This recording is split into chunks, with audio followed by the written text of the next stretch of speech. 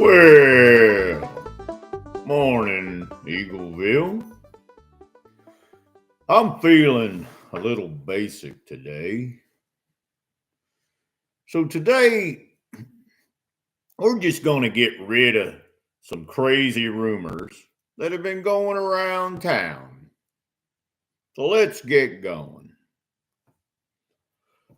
Marshall Anders claimed that he discovered plutonium beneath his green bean field is not true. While it is true that traces of uranium from the 1950s were used to goose the yield of his crappy crops, there was never enough found that could allow his farm to become nuclear capable. He thinks he has enough to build a bomb, but he also thinks the Loch Ness Monster is his second cousin. The radiation in his soil could barely give him a decent tan.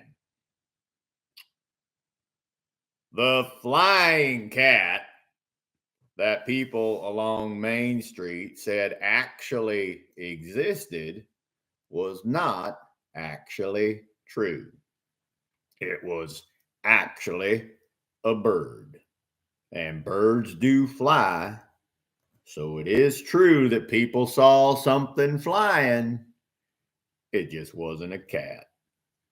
So that's really the end of that.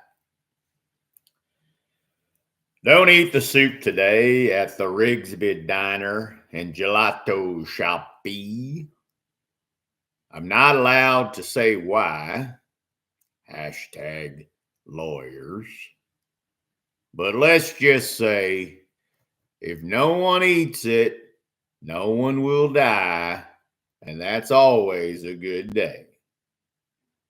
And today's episode is not sponsored by Rigsby, so there's no conflict of interest there.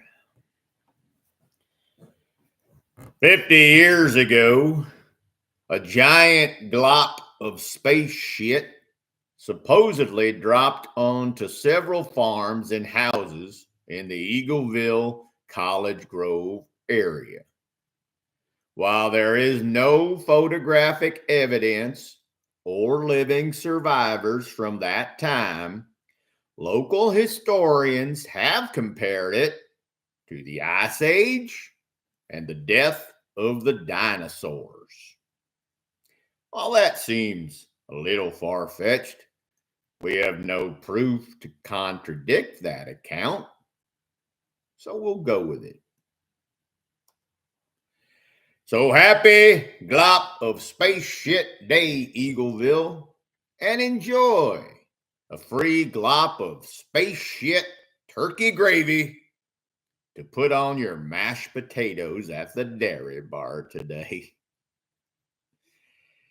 And remember, dare to live the life you have dreamed for yourself.